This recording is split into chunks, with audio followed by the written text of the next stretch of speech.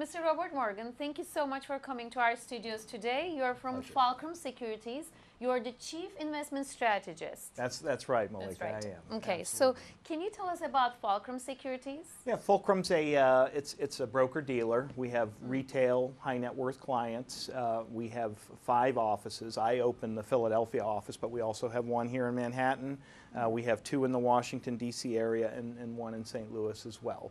But our clients would tend to be retail high net worth clients. Do you have some institutions? We are on the verge of adding an institutional equity team.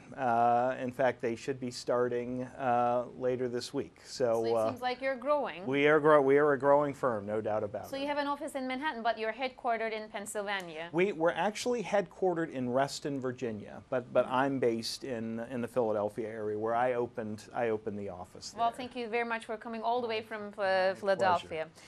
So as you're growing, it means that you're good in business. You're doing some business. Well, and we try, absolutely. Yeah, we have a nice niche for advisors. We put the client first, and so many firms say that, but we actually mean it, and we allow our advisors to put the client first as well. And I think that's important, obviously.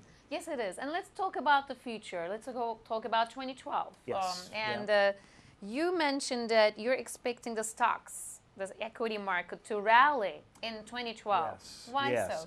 Well, here in the U.S., Malika, we have an expanding economy. It's expanding slowly, but we're far from slipping back into recession. And stocks are cheap in the U.S. The thing that's holding U.S. stocks back right now is Europe. That has investor sentiment here in the U.S. very low. It's terrible.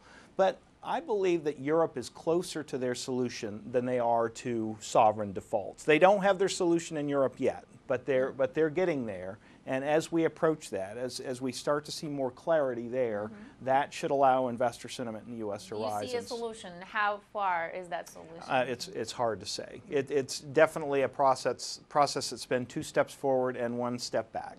So to put a timetable on it, it's hard to say. But keep in mind, stocks anticipate things 6 months out, yes. 9 months out. So as it starts to become clearer that something will be reached, then that will cause investor sentiment here to rise. So the sentiment is going to rise, yes. You're saying, the investor.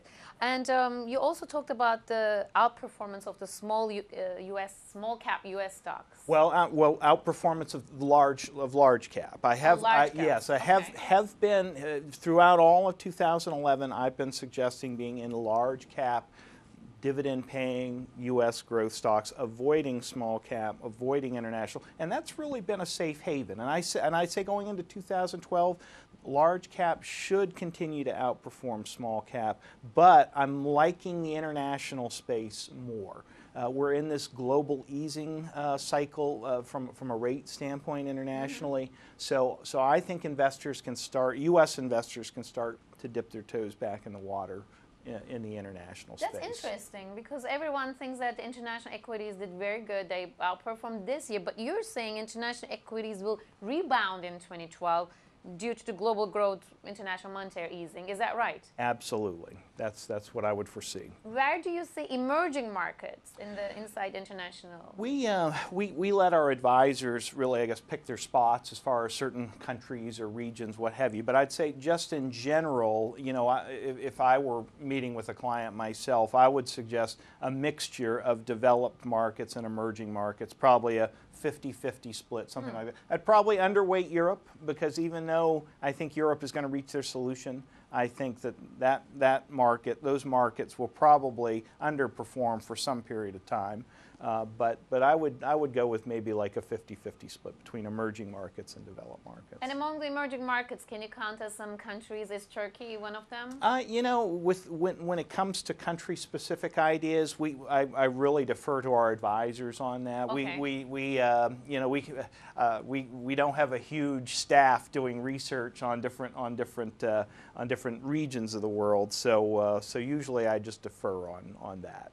As a chief investment strategist, coming back to the U.S. equity market, yes. S&P 500, Dow Jones, NASDAQ, Where do you see them in 2012? Can you Sure, give us some? Absolutely. I would, seeing the S&P 500 going up to maybe 1350 by the end of 2012.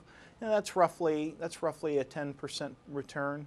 I think that is something that would certainly be doable, and stocks would still even be cheap, even given that rise, if we do see something like that. Well, thank you so much for coming. Is there something that I did not that I was supposed to ask? No, I think we covered the highlights as far as I think we covered the themes of 2012. I will throw out there that my two favorite sectors as we go into the year. There are several of the S&P 500 sectors that should show accelerating growth in 2012. The ones that I think are most attractively priced are industrials and healthcare. So industrials and healthcare. That's right. That's right. Thank you so much for your insights and also expectations and outlook. My pleasure, Malika. Thanks for having me. Thank you.